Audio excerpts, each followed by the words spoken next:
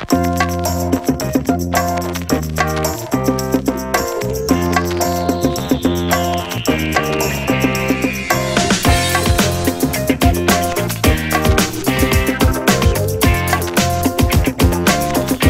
name is Sunny Hoy, and I'm the Vice President of SMIC Americas. So today, so far, we have seen a lot of new and cool stuff about cloud computing. I don't know about you guys, but I already feel that I'm in a new world and overwhelmed actually by all this kind of excitement. So I think it's not an exaggeration to say that the next decade is going to be a new frontier in not just our industry, but the whole world as well. It is full of dynamics, energies, and excitement. But at the same time, it's full of uncertainties and unknown as well. Just like John F. Kennedy said, the new frontier is not a set of promises, but a set of challenges. So facing all these new challenges ahead of us, we will need new methodologies and new ideas to solve all these new problems in the new technical and economical landscape. So I'm thrilled to be here today to share with you my following presentation, New Generation of Thinking of Semiconductor Technologies for Smart Device. So since the main thing today is social cloud, then I figured that might as well just start from here. So what exactly social clouds mean, and what is it doing with us? So I think the definition itself actually could be very broad. Now, different people may have different interpretations as well. So let's take a moment here. Let's say, take me as an example. I'm in the semiconductor industry. I'm not a system expert. I don't know much about cloud computing, but I heard about it. And I'm 40 years old. I'm over 40 years old. I'm not a Gen Y or Gen Z. I'm not crazy about the social network. So how is it actually going to do with me? If you take a very primitive way to look at it,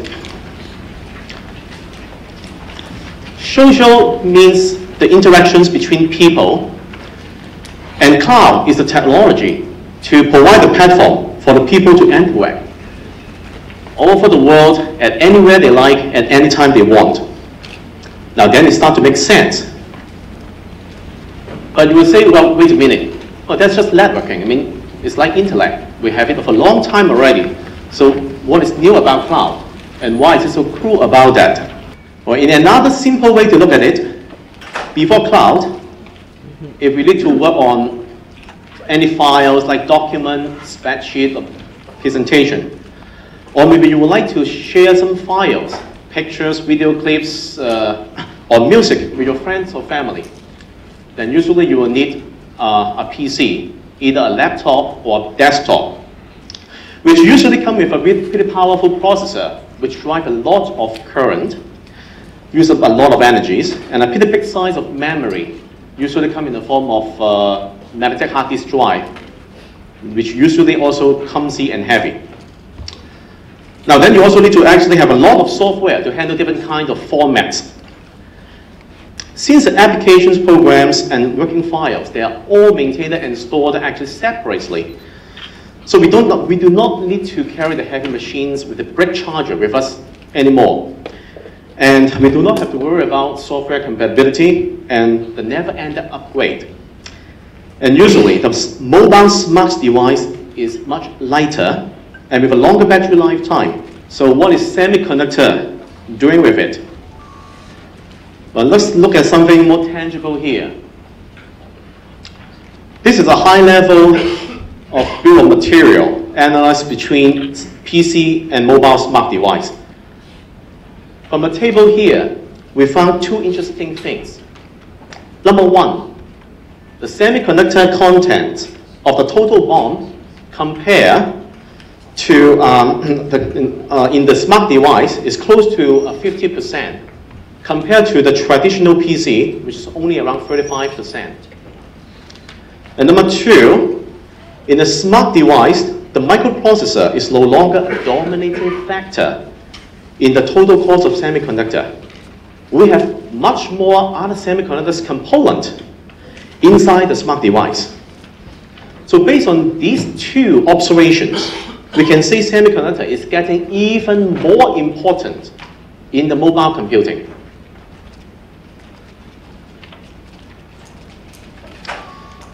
Well, this is the worldwide semiconductor revenue and annual growth rate chart. I'm sure many of you, just like me, that have experienced this roller coaster probably too many cycles, too many times. Now, but I want to point out one thing though.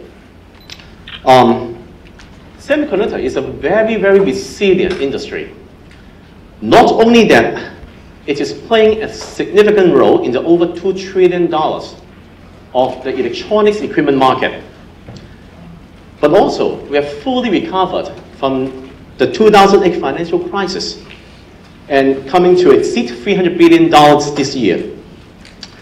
And this momentum is still going to run full steam ahead of us. Basically, it's the smartphone, mobile PC, and media tablet, just like my previous colleagues actually mentioned.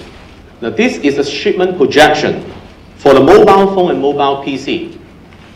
Just like Mario mentioned earlier. But in the world, there's a lot of people actually still using just feature phones. I mean, because they do not have the feature support for the smartphone or media tablet as well. Now, you can see that it is expected to ship over 1.7 billion units of mobile phone and over 250 million units of mobile PC this year. And this number will continue to grow over the next 3 years. Now, the interesting part of this chart is we divided it into the developing nations and the developed nation. And you can see the majority of the growth comes from the developing nations. So if we take a look at the distribution of populations and the device per capita across different nations, it is not that difficult to see and understand why. But if you just look at China itself, with its high populations, about 1.3 billion people, and the low market coverage, only 38% of the cell phone and 17% for PC. This is the fastest growing emerging market. Now, this is just PC and cell phone. It does not include a smartphone and tablet yet, because the market share today is still relatively small. Now, however, having said that, which means that actually it represents an even bigger and larger opportunity in front of us. If we take a macroscopic view and look at the overall actually global GDP, and you can see that China, the GDP growth rate is by far the strongest among all the nations. It's with over 9% annually. It is also the second largest economic system in the world, just behind the United States. Now, while the domestic demand is huge in China, at the same time, China itself is also a big hub for electronics manufacturing. Now, from cell phone, smartphone, tablet, desktop, notebook to TV, China is building 65% of the cell phone and 97% of the tablet today in the world. So the entire electronics manufacturing ecosystem has already been just incredibly mature in China.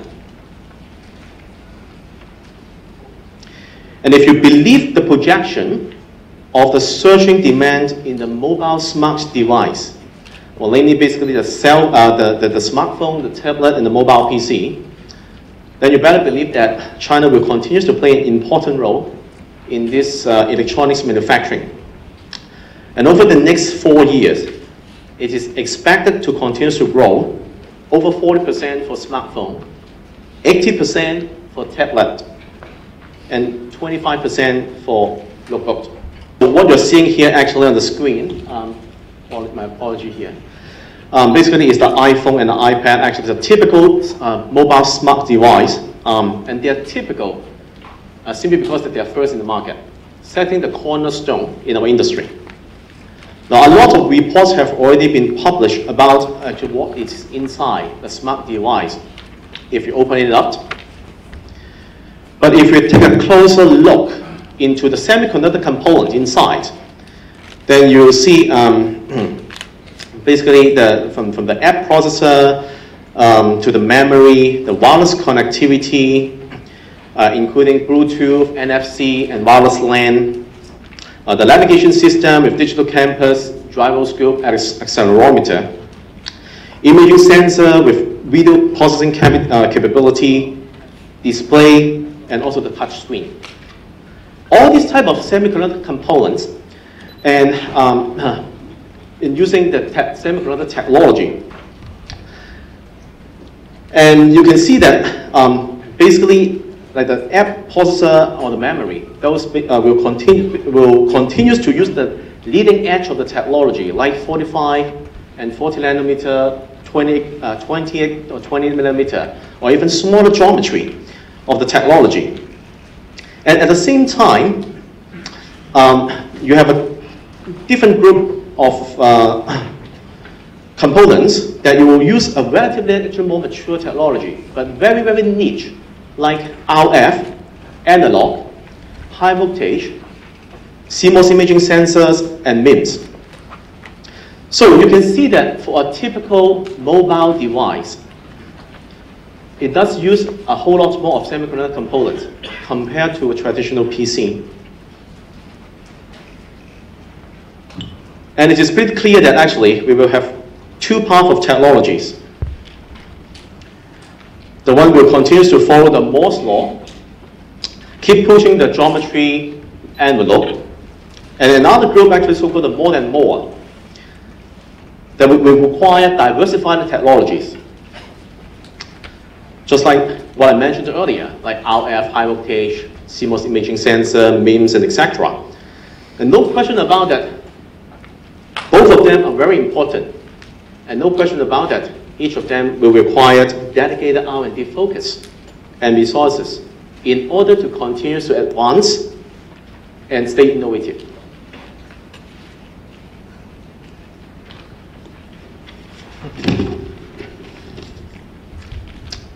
Well, we firmly believe that the Moore laws and the more and more will complementary to each other, and to define the technology framework for us to build the next generation of a better world.